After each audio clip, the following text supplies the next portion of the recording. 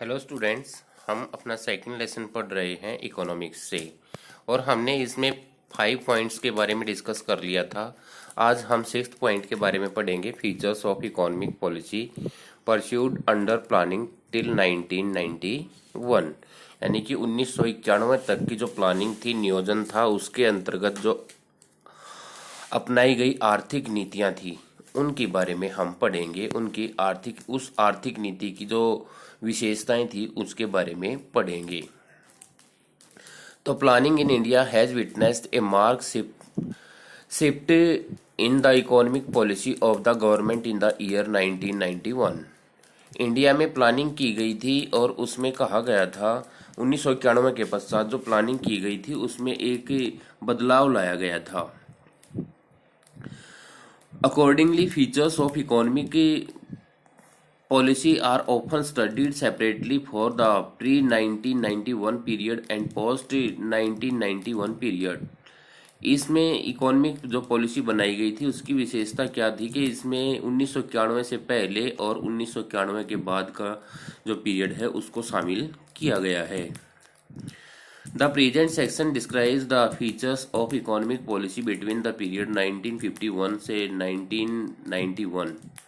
यहाँ पर जो प्रेजेंट सेक्शन है उसमें इस इकोनॉमिक पॉलिसी की विशेषता बताई गई है 1951 से लेकर के 1991 तक के टाइम की। यानी कि जो इकोनॉमिक पॉलिसी थी उसको 2 पार्ट्स में डिवाइड कर रखा है, एक तो 1991 से पहले का और एक 1991 से के बाद का। तो पहले दिया है इसमें heavy reliance on public sector. Reliance मतलब होता है विश्वास, तो बहुत ज़्यादा विश्वास दिखाया गया था कहाँ पर? पब्लिक सेक्टर में। Economic policy prior to 1991 indicated heavy reliance on public sector. 1991 की जो नीति थी, 1991 से पहले की जो नीति थी वह पब्लिक सेक्टर में बहुत ज़्यादा विश्वास रखती थी। 10 in industrial policy Resolution 1956 as many as 17 industries were reserved for public sector। और इसी के तहत क्या किया गया था? इंडस्ट्रियल पॉलिसी रिजोल्यूशन 1956 के तहत 17 इंडस्ट्रीज ऐसी थी जो पब्लिक सेक्टर में रिजर्व की गई थी और 12 इंडस्ट्रीज ऐसी थी जो प्राइवेट सेक्टर में रिजर्व की गई थी। इसके अलावा it was realised that the objective of a socialistic pattern of society could be achieved only through a comprehensive development of public sector enterprises. यहाँ पर और क्या देखा गया है कि यह भी महसूस किया गया है कि समाज के जो समाजवादी ढांचा है समाज का, उसका उद्देश्य सार्वजनिक क्षेत्र के जो ये इंडस्ट्रीज हैं उनमें बहुत ज़्यादा विकास किया जा सकता है। आगे दिया गया है regulated development of private sector, निजी क्षेत्र का नियंत्रित विकास। तो according to industrial development and regulation act 1948, new industry in the private sector could not be established without a licence and registration. Development and regulation के तहत एक इंडस्ट्रियल एक्ट बनाया गया था 1948 में। उसके तहत क्या किया गया था? प्राइवेट सेक्टर में जो भी कंपनी या इंडस्ट्रीज बनाई जाएगी वो बगैर लाइसेंस के और रजिस्ट्रेशन के नहीं बनाई जाएगी। Similarly monopolies and restrictive trade practices act 1969 place several restrictions on the expansion of existing industries in the private sector. इसी प्रकार से जो मोनोपोली से रिलेटेड, मोनोपोली होता है एकाधिकार, और प्रतिबंधात्मक जो व्यापार है वह उसके तहत एक एक्ट बनाया गया था 1969 में। उसके अनुसार क्या दिया गया है? निजी क्षेत्र में जो मौजूदा उद्योग हैं उनके फैलाव के बारे में, उनके विस्तार के बारे में कई पाबंदियां लगा दी गई थी। यानी कि जो लाइसेंस रजिस्ट्रेशन वाली जो पाबंदियां थी वो लगा दी गई थी। Regulated development of private sector was to ensure that there was no concentration of economic power in the private hands.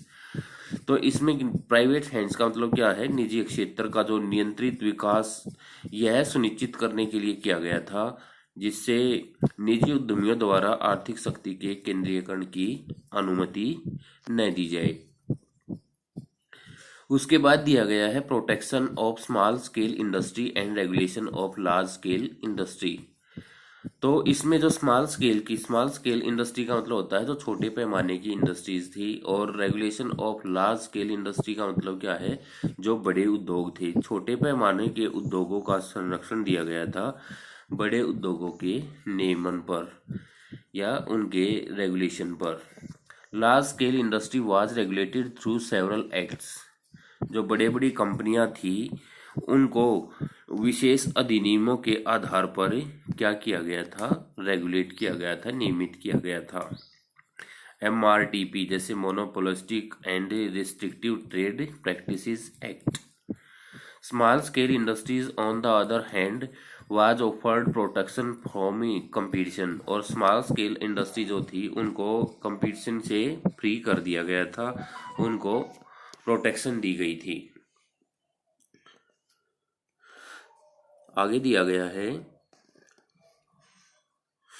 Certain areas of population were exclusively reserved for the small scale industries, particularly labor intensive industries such as ready-made garments, chemicals, leather products etc. ये था कि भाई जो भी छोटे पैमाने के उद्योग थे उनको जितनी भी आवश्यकता थी उस आवश्यकता को पूरी करने के लिए उनका सहयोग किया जाएगा। और छोटे पैमाने पर जो भी चीज़ें बनाई जाती थी जैसे कि readymade garments, chemicals, leather products, इन सभी चीज़ों को क्या किया गया था, रिजर्व किया गया था। Besides financial institution were developed to cater to the needs of small scale industries. इसके अलावा जो छोटे पैमाने के उद्योग थे उनमें बनी वस्तुएं जो थी वो बाजार में प्रोत्साहित करने के लिए अनेक बोर्डों द्वारा उसको स्थापित किया गया था। सेवरल बोर्ड्स जैसे कि like handloom board and silk board were established to promote the products of small scale industries in the global market. तो ये जो बोर्ड्स थे इनके द्वारा इनको प्रोटेक्शन दी गई थी स्मॉल स्केल इंडस्ट्रीज को। इसके बाद आता है fourth point, development of heavy industry of strategic significance. तो इसका मतलब क्या है कि जो हैवी इंडस्ट्रीज थी उनको स्ट्रेटेजिक सिग्निफिकेंस के द्वारा उनको विकसित किया गया था। सामरिक महत्व या फिर ये कह सकते हैं रणनीति के तहत इन उद्योगों का विकास किया गया था हैवी इंडस्ट्रीज का। Industries like of electricity generation, engineering goods and iron and steel industry were identified as of strategic significance. तो जितनी भी इंडस्ट्रीज थी भारी उद्योगों वाली, जैसे इलेक्ट्रिसिटी जनरेशन की से रिलेटेड थी, इंजीनियरिंग गुड्स से रिलेटेड थी, आयरन स्टील इंडस्ट्रीज थी, इनको एक स्ट्रेटजी के तहत महत्व दिया गया था। These industries were to be developed on priority basis. इन इंडस्ट्रीज को प्रायोरिटी बेसिस के आधार पर विकसित किया गया था, यानी कि प्राथमिकता के आधार पर विकसित किया गया था। जिसकी जितनी जरूरत थी उसी के आधार पर इनको विकसित किया गया था। फिफ्थ पॉइंट दिया गया है बचत से रिलेटेड और इन्वेस्टमेंट से रिलेटेड, यानी कि saving and investment. Focus on saving and investment. तो यहाँ पर सेविंग और इन्वेस्टमेंट पर फोकस किया गया था। Saving and investment were identified as the key determinants of economic growth. इसमें क्या किया गया था, जो बचत और इन्वेस्टमेंट थी, निवेश था, उसकी पहचान आर्थिक समृद्धि के रूप में की गई थी। फिर high interest rates were offered to promote saving. तो इसमें क्या है, हाई इंटरेस्ट रेट्स का मतलब ब्याज की जो ऊंची दरें थी were offered to promote saving के लिए ऑफर की गई थी। While investment was induced through subsidies and capital grants. जबकि जो इन्वेस्टमेंट थी वो किसके लिए यूज की गई थी, सब्सिडीज के लिए यूज की गई थी, यानी कि लोग कम रेट पर इन्वेस्ट कर सकते थे, सब्सिडी उस पर दी गई थी और कैपिटल ग्रांट्स भी दिया गया था, यानी कि अनुदान भी दिया गया था। ग्रांट्स का मतलब क्या होता है, दान देना, तो कैपिटल ग्रांट्स भी दिया गया था, सब्सिडीज भी दी गई थी। कहने का मतलब ये था कि कोई भी आदमी अगर इन्वेस्टमेंट करना चाहता है तो वो कम दामों पर इन्वेस्ट कर सकता था। उसके बाद आता है protection from foreign competition. Foreign competition से बचाव किया गया था। Domestic industry was protected from foreign competition. विदेशी जो माल था उसके कंपटीशन से उसका बचाव किया गया था, या जितनी भी डोमेस्टिक इंडस्ट्री थी, जितनी भी घरेलू कंपनियां थी, उनका बचाव किया गया था फॉरेन कंपटीशन से। High import duties and quantitative restrictions were lead on imports. यहाँ पर क्या था, आयातों पर जो ऊंची दर लगी हुई थी आयात शुल्क की, उसको उस पर मात्रात्मक प्रतिबंध लगा दिए गए थे। क्वांटिटिव रेस्ट्रिक्शंस मतलब मात्रात्मक प्रतिबंध उन पर लगा दिए गए थे। उसके बाद है focus on import substitution. Import substitution पर फोकस किया गया था, यानी कि आयात पर फोकस किया गया था। सब्स्टिट्यूशन का मतलब क्या होता है, प्रतिस्थापन। It implied domestic production of goods which were imported from abroad. यहाँ पर डोमेस्टिक प्रोडक्शन जो होती थी किसी भी वस्तु की, विच वर इम्पोर्टेड फ्रॉम अब्रॉड, अगर उसको आयात किया जाता था अब्रॉड से, विदेश से, तो the basic idea was to save foreign exchange and become self sufficient. यहाँ पर फॉरेन एक्सचेंज से जो बेसिक आइडिया था उसका बचाव किया गया था और सेल्फ सफिशिएंट बनाया गया था, आत्मनिर्भर बनाने की कोशिश की गई थी। कहने का मतलब ये है कि जो चीजें विदेश से मंगवानी पड़ती थी उन चीजों का उत्पादन अपने देश में ही किया जाए, इस चीज पर जोर दिया गया था और अपने आप को सेल्फ सफिशिएंट बनाने की कोशिश की गई थी। उसके बाद दिया गया है restriction on foreign capital. Foreign capital पर रेस्ट्रिक्शन लगाई गई थी। फॉरेन कैपिटल पर रेस्ट्रिक्शन लगाने का मतलब जो विदेशी पूंजी है उस पर प्रतिबंध लगा दिए गए थे। Foreign direct investment was controlled and regulated through foreign exchange regulation act FERA. तो यहाँ पर जो विदेशी प्रत्यक्ष निवेश को विदेशी विनिमय नियंत्रण अधिनियम यानी कि foreign exchange regulation act FERA द्वारा नियंत्रित और नियमित किया गया था।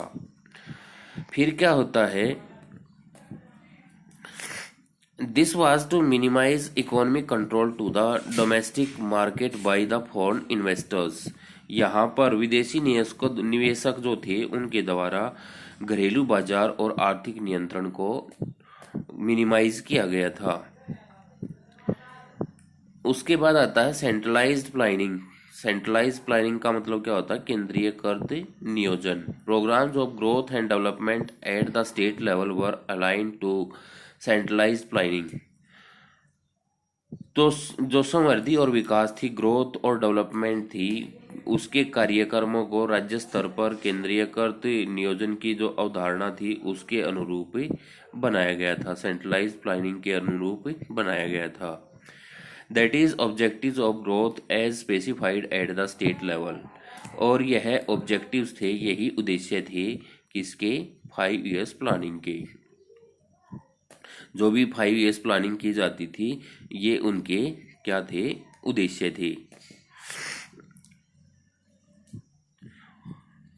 तो ये था हमारा 6th पॉइंट जिसके बारे में हमने डिस्कस किया। इन पॉइंट्स को आप अपनी बुक से दोबारा से फिर पढ़ेंगे, वीडियो देखने के बाद आपको अच्छे से समझ आ जाएगा, क्योंकि इसमें जो हेडिंग्स दिए गए हैं उन्हीं से आपको क्लियर हो जाएगा कि इसमें क्या बात दी गई है। और आप 20 क्वेश्चन इनमें से बनाने की कोशिश करेंगे 1 मार्क्स का, ये यानी कि 1 मार्क के जो क्वेश्चन होंगे उसको आप अपनी नोटबुक में लिखेंगे। इसी मैटर में से बनाने हैं आपने। Thank you.